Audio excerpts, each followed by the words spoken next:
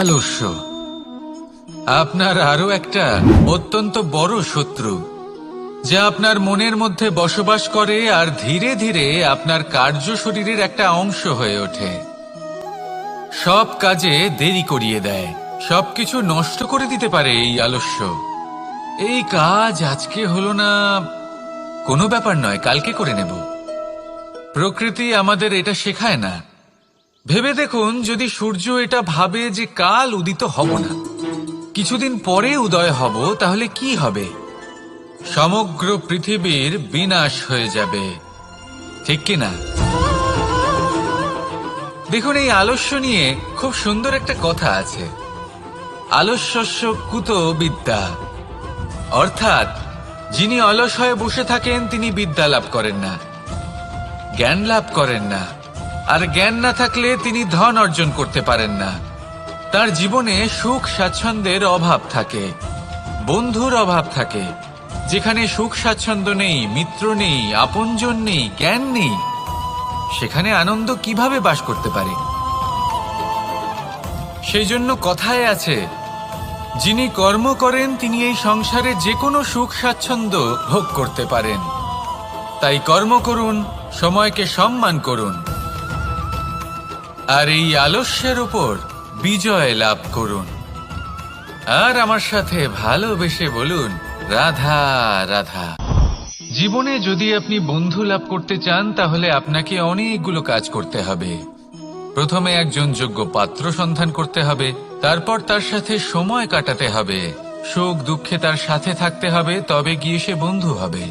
কিন্তু যদি আপনি শত্রু খুঁজতে চান, তাহলে কোথাও যাওয়ার দরকার নেই, কারণ আপনার সব থেকে বড় শত্রু আর কোথাও নেই, আপনারই মনের মধ্যে, আপনার চেতনায় রয়েছে। ক্রোধ, মোহ, লোভ, কাম, মদ, মাৎসর্য। এ এমন 6 সব থেকে বড় শত্রু, যা আপনার আগামী 7 জন্ম নষ্ট করে দিতে পারে, যদি আপনি এদের না সামলাতে পারেন। এবার এদের সাথে যদি যুদ্ধ করতে হয়, তাহলে একটা মহাভারতের মতো দেখুন, যেখানে অর্জুনও আপনি আর কৃষ্ণও সেই আপনি। কারণ এই যুদ্ধ আর অন্য কারোর সাথে নয়, বরং নিজের সাথে।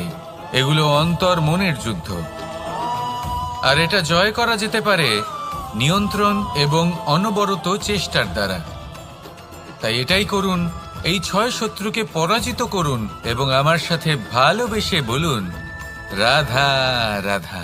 বেশিরভাগ মানুষই এই কথা জানেন যে আমাদের শরীর 5টি তত্ত্ব দ্বারা নির্মিত, যাকে আমরা পঞ্চতত্ত্ব বলি: জল, অগ্নি, বায়ু, ধরিত্রী এবং আকাশ। এবার এই কথা আমরা সকলে জানি, কিন্তু এগুলোর সাথে কিছু গুণ জড়িয়ে রয়েছে যেগুলো আমরা দেখতে পাই না। যদি এই গুণগুলি আমরা আত্মসাৎ করতে শিখে যাই, তাহলে সাক্ষাৎ পরমেশ্বরের দর্শন আমরা পেতে পারি। যদি কথা বলি প্রথম তত্ত্বের, জলের কথা, জল যা প্রত্যেক জ্বলনকে শীতলতা প্রদান করে। এই জলকে দেখুন, যা শুধু প্রবাহিত হতে জানে, থামতে জানে না। জল পাথরের সাথে সংঘর্ষ করতে জানে, যার পথে অনেক বাধা আসে, কিন্তু সে প্রবাহিত হতে থাকে। নিরাকার হলো এই জল, যে কোনো পাত্রেই রাখুন না কেন তার আকার ধারণ করে নেবে। এটাই হলো এর বিশেষত্ব, এবং এটাই হলো আমাদের শিক্ষা।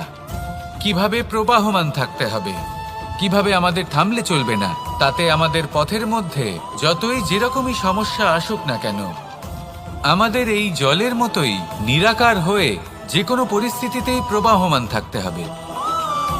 এই শিক্ষাই জলের থেকে লাভ করুন, আর আমার সাথে ভালোবেসে বলুন, রাধা রাধা।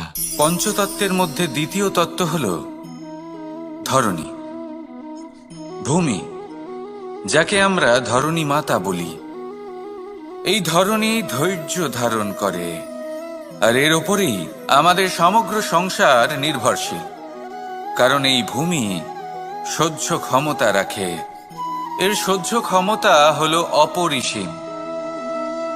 সন্তান যতই আঘাত প্রদান করুক না কেন প্রেম পূর্বক সহ্য করে আর তার বদলে অমূল্য রত্ন প্রদান করে।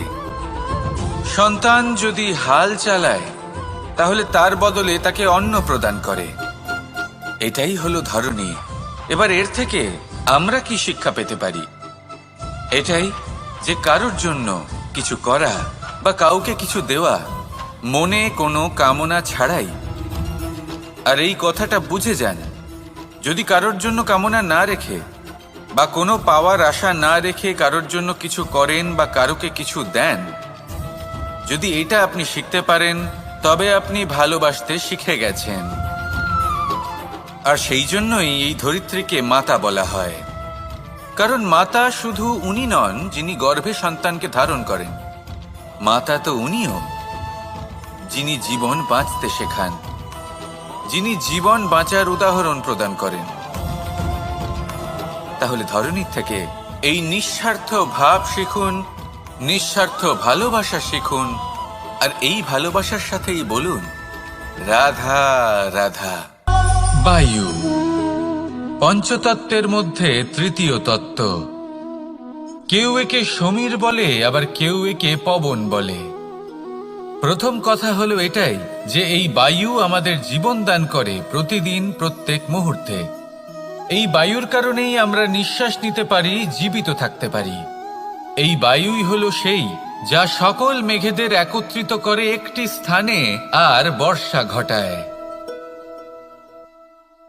আর এই বর্ষার কারণেই এই ধরিত্রীতে অন্ন উৎপন্ন হয়। এই বায়ুকে দেখুন, কখনো এতটা সৌম্য যে আপনার কোনোই তফাৎ বোধ হয় না, আর কখনো কখনো এমন রূপ ধারণ করে ফেলে যে অনেক বড় বড় পর্বতের আকার পর্যন্ত বদলে ফেলে। এটাই হলো বায়ুর বিশেষত্ব। বায়ু শেখায় যে সময়ের সাথে সাথে বইতে থাকো, সকলকে জীবন দান করো, সকলকে সাহায্য করো, কিন্তু যখন বিপদ সামনে আসবে তখন দৃঢ় হয়ে সম্মুখীন হও। বাধা অনুযায়ী নিজেকে গড়ে নিতে হবে, আর কখন কতটা কঠোর হতে হবে আর কখন কতটা সৌম্য হতে হবে এটা বায়ুকে দেখে শিখুন, আর আমার সাথে ভালোবেসে বলুন রাধা রাধা। অগ্নি চতুর্থ তত্ত্ব, সব থেকে বেশি গুরুত্বপূর্ণ কিন্তু তার থেকেও বেশি ভয়াবহ। কখনো অগ্নিকে নিয়ন্ত্রিত রূপে উনুনে জ্বলতে দেখেছেন?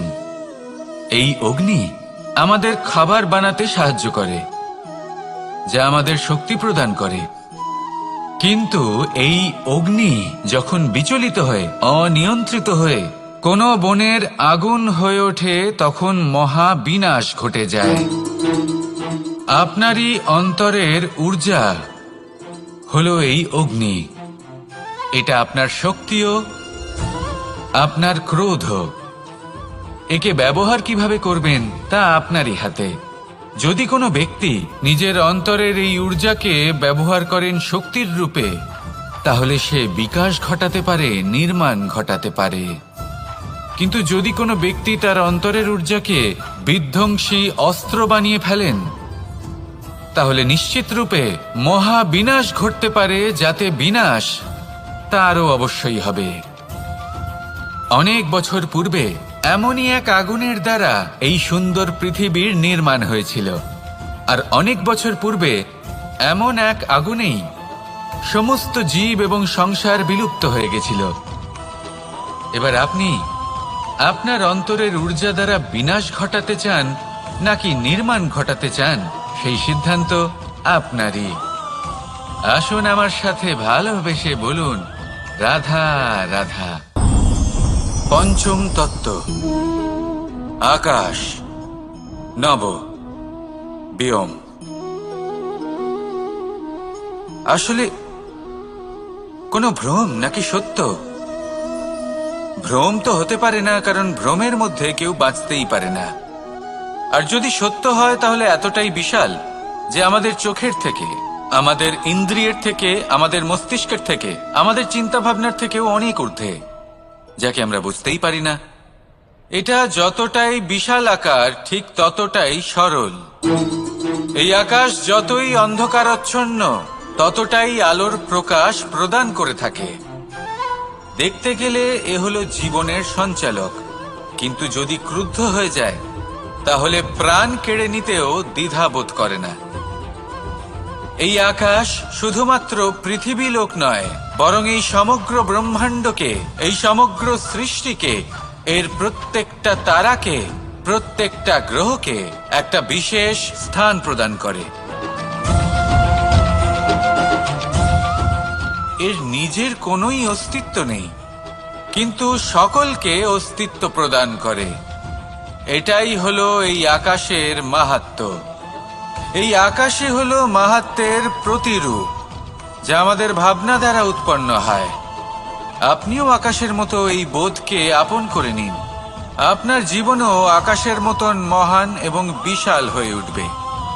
আর তখনই মন সুপ্রসন্ন হয়ে বলবে, রাধা রাধা। কাম, তৃতীয় পুরুষার্থ। এবার অধিকাংশ মানুষই কাম বলতে বিলাসিতা, বাসনা, লালসা মনে করে ফেলে। আসলে এমন কিছুই নয়। কামের বাস্তবিক অর্থ কি? কামের বাস্তবিক অর্থ হল কামনা। প্রতিটা ব্যক্তি, প্রতিটা মানুষ, প্রতিটা জীব এই সংসারে কোনো না কোনো বিশেষ কারণে আসে। সেই কারণকে পূর্ণ করার জন্য কর্ম করাকে কাম বলে। এখন সেটা সবার জন্য ভিন্ন হতে পারে। কারোর কাছে সেটা জ্ঞান অর্জন করা হতে পারে, আবার কারোর কাছে নির্মাণ করা হতে পারে। কারোর জন্য পরিবারকে সঞ্চালন করা হতে পারে, আবার কারোর জন্য এই সংসার থেকে পাপ দূর করা হতে পারে। কিন্তু সবথেকে গুরুত্বপূর্ণ হলো যে মানুষ যেন নিজের কর্ম ঠিক করে করে, সম্পূর্ণ যত্ন নিয়ে করে। তৃতীয় পুরুষার্থ মানে এই কাম। এটার অনুচিত অর্থ নিজেকে বোঝানো মানেই সমগ্র জীবনকে অর্থহীন করে দেওয়া। তাই প্রেম দ্বারা আপনার এই সংসারে আসার কারণটাকে অনুসন্ধান করুন, আর এই প্রেমের সাথেই বলুন, রাধা রাধা। এবার এই পুরুষার্থের বিষয়ে আপনারা অবশ্যই শুনেছেন, মোক্ষ, চতুর্থ পুরুষার্থ। আপনারা কি জানেন এই মোক্ষ আসলে কি? ধর্ম, অর্থ, কামনার পালন করতে করতে মৃত্যু লাভ করা, এটাই কি মোক্ষ? না, মোক্ষ হলো সেটাই যা জন্ম এবং মৃত্যুর ঊর্ধ্বে। প্রত্যেক ব্যক্তি, প্রত্যেক জীবই সংসারে কোনো না কোনো বিশেষ প্রয়োজনে আসে।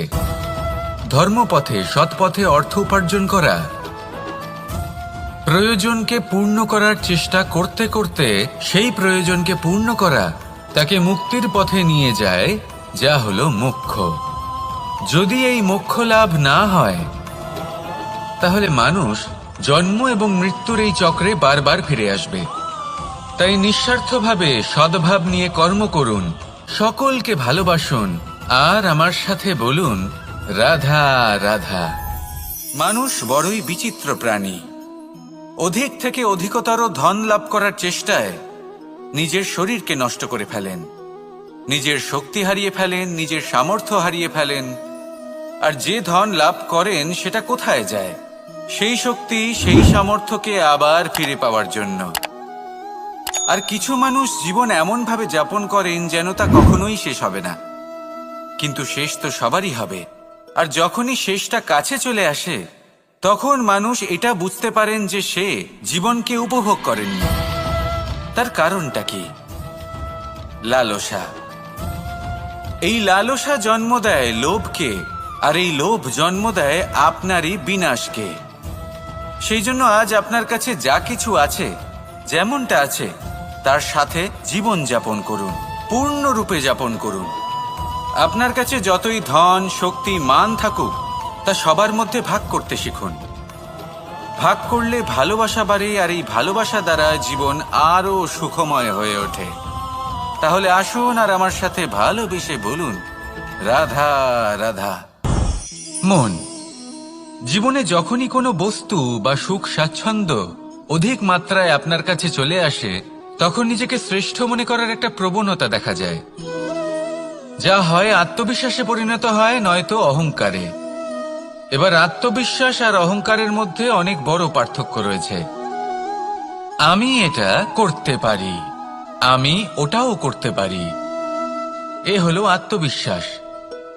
শুধুমাত্র আমি এটা করতে পারি, শুধুমাত্র আমি ওটাও করতে পারি, আমি হলাম সর্বশ্রেষ্ঠ, এটা হলো অহংকার।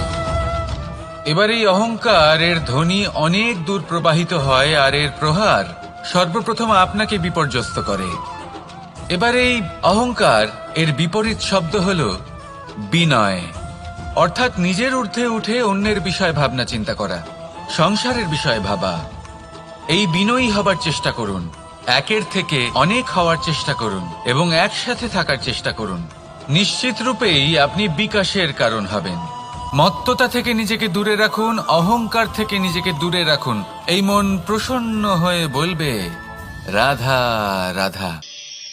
জীবনে যখন কোনো ব্যক্তি নিজের লক্ষ্য প্রাপ্তির জন্য নিরন্তর পরিশ্রম করতে থাকেন, চেষ্টা করতে থাকেন, তখন তিনি কষ্ট অনুভব করেন, কখনো শারীরিক কষ্ট, কখনো মানসিক কষ্ট। এবার উনি এটা ভাবতে থাকেন যে আমি কি উচিত করছি নাকি অনুচিত করছি। কারণ অন্যদিকে এমন একজন ব্যক্তিও আছেন যিনি একদমই পরিশ্রম চেষ্টা করছেন না। তিনি মদিরা পান করেন, বিলাসিতায় জীবন কাটান, অলস প্রকৃতির হয়ে ওঠেন, নিদ্রাতে বিলীন হয়ে থাকেন আর ভাবেন যে তিনি সুখ লাভ করছেন। কিন্তু এরকম কেন হয়? কারণ যখন আমরা সৎ পথে থাকি, উচিত পথে চলি, লক্ষ্য প্রাপ্ত করার জন্য চেষ্টা করতে থাকি, তখন আমাদের ভেতরে থাকা নেতিবাচক শক্তি এবং পাপ এই দেহকে ত্যাগ করে দেয়। আর এই অনুভূতিটাই আমাদের দুঃখের অনুভূতি দেয়, কষ্ট দেয়। এবার সেখানে যদি আমরা কুপথে চলি, অনুচিত পথে চলতে থাকি, তাহলে আমাদের ভেতরে থাকা পুণ্য এবং ধনাত্মক শক্তি আমাদের দেহ ত্যাগ করে দেয়। আর এই অনুভূতির কারণেই আমরা সুখ অনুভব করি। কিন্তু কখনো ভাববেন যে এই সুখ বেশি সময় পর্যন্ত থাকে না। সেই জন্য সবসময় মনে রাখবেন, যদি আপনি জানেন যে এটাই আপনার লক্ষ্য, এটাই উচিত পথ, শুভ পথ, তাতে নিরন্তরভাবে এগিয়ে যেতে চেষ্টা করতে থাকুন।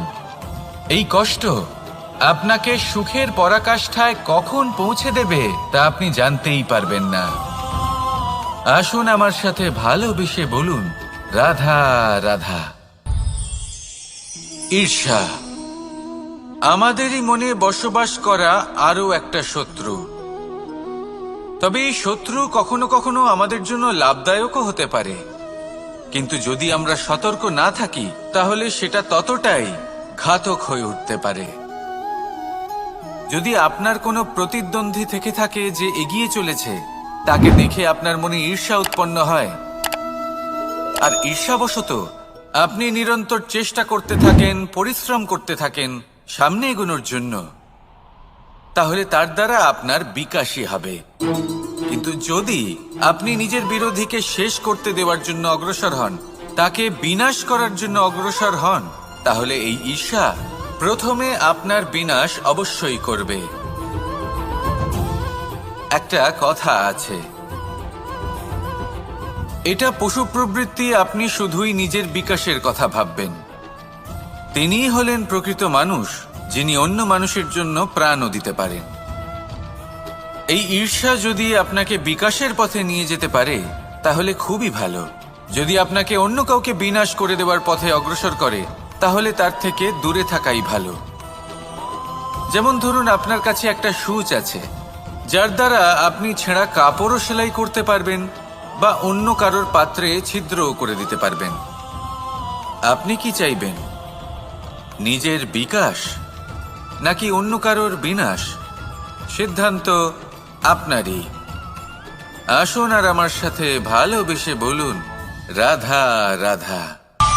বিষ এবং অমৃত, এর ভিত্তিতেই সংসার চক্র চলতে থাকে। যখন সমুদ্র মন্থন হয়েছিল তখন এই দুই প্রাপ্ত হয়েছিল। প্রথমে বিষ পাওয়া গেল, তারপর অমৃত। জীবন মন্থন করলেও এগুলো লাভ করা যায়। এবার এই যে বিষ, তা হলো অমৃতের থেকে অনেক বেশি শক্তিশালী এবং সেই জন্যই অনেক বেশি ঘাতকও। এবার বোঝার চেষ্টা করি এই বিষ আসলে কি।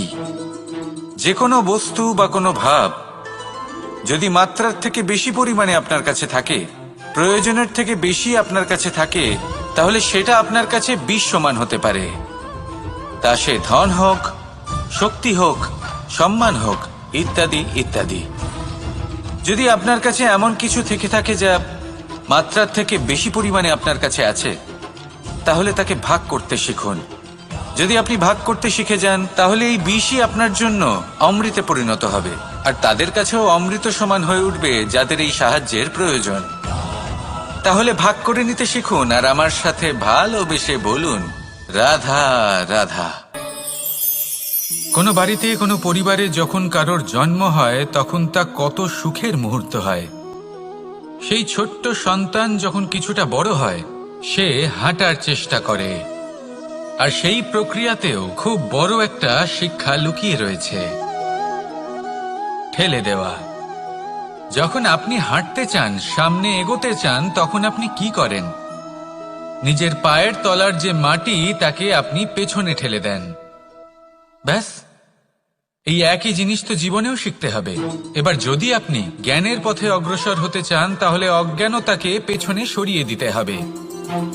যদি আপনি প্রকাশের দিকে এগোতে চান, তাহলে অন্ধকারকে পেছনে সরিয়ে দিতে হবে। যদি আপনি ভবিষ্যতে সফল হতে চান, তাহলে অতীতের যে অসফলতাগুলিকে পেছনে সরিয়ে দিতে হবে। যে জল বইতে বইতে থেমে যায়, তাকে আমরা নালা বলে থাকি। তার থেকে দুর্গন্ধ বের হয়। কিন্তু যে জল বইতেই থাকে, তাকেই আমরা পবিত্র জল বলি। তাহলে আপনিও কর্ম করতে থাকুন, কখনো থামবেন না। আর আমার সাথে ভালোবেসে বলুন, রাধা রাধা। যোগাসন। যোগাসনে আসন অত্যন্ত গুরুত্বপূর্ণ। এবার আমি বলবো সবথেকে শ্রেষ্ঠ আসন কোনটি। আশ্বাস। নিজেকে আশ্বস্ত করতে থাকুন যে আমি আছি, সব ঠিক হবে, যা হচ্ছে ভালোর জন্য হচ্ছে। এই আশ্বাস আপনাকে জীবনে এমন ধনাত্মক বিশ্বাস দেবে যে আপনি বড় বড় সমস্যার সমাধান করতে পারবেন। এবার যদি কথা বলি সবথেকে কঠিন সময়ের, তাহলে সেটা হলো বিচ্ছেদের। যা মা সীতাকে সহ্য করতে হয়েছে শ্রীরামের জন্য, রাধা কৃষ্ণকেও সহ্য করতে হয়েছে। যে ব্যক্তি বিচ্ছেদের সময় সঠিক পথে চলে এসেছে, সে জীবনে অনেক শ্রেষ্ঠ স্থানে অবশ্যই পৌঁছতে পারবে। এবার যদি কথা বলি সবথেকে জরুরি এবং গুরুত্বপূর্ণ সময়ের, তাহলে সেটা হলো সংযোগ। সকলকে সাহায্য করতে থাকুন। আপনি অন্যদের সাহায্য করে তাদের যত আনন্দ দিতে পারবেন, ততটাই আনন্দ আপনারও জীবনে অবশ্যই আসবে। আসুন আর আমার সাথে ভালোবেসে বলুন, রাধা রাধা। কামবোধ, এটাই আপনার অন্তরের প্রথম শত্রু। বেশিরভাগ মানুষই কামবোধ বলতে লালসা বোঝেন, কিন্তু এটা সম্পূর্ণ সত্য নয়। কামের আসল অর্থ হলো কামনা। এটা খুবই সহজ ব্যাপার। মনুষ্য শরীর থাকলে, মানুষের মন থাকলে, এই কামনা অবশ্যই থাকবে। এবার এটাই দেখতে হবে যে এই কামনা নেতিবাচক কামনা নাকি ইতিবাচক কামনা। অন্য কারোর জিনিসে নজর দেওয়া, অন্য কোনো মানুষের উপর নজর দেওয়া, কোনো অনুচিত বস্তুর দিকে নজর দেওয়া, এ নেতিবাচক কামনা। আর এই দুষ্কামনা মানুষকে দিয়ে অপকর্ম করাবেই করাবে। তাই মনে রাখবেন, যে ব্যক্তি নিজের কামনাকে নিয়ন্ত্রণে রাখতে পারেন, তিনি সঠিক পথেও থাকেন, সঠিক লক্ষ্যে পৌঁছতেও পারেন। যিনি কামনা নিয়ন্ত্রণে রাখতে পারেন না, তিনি তার পথও হারিয়ে ফেলেন এবং লক্ষ্যচ্যুতও হন।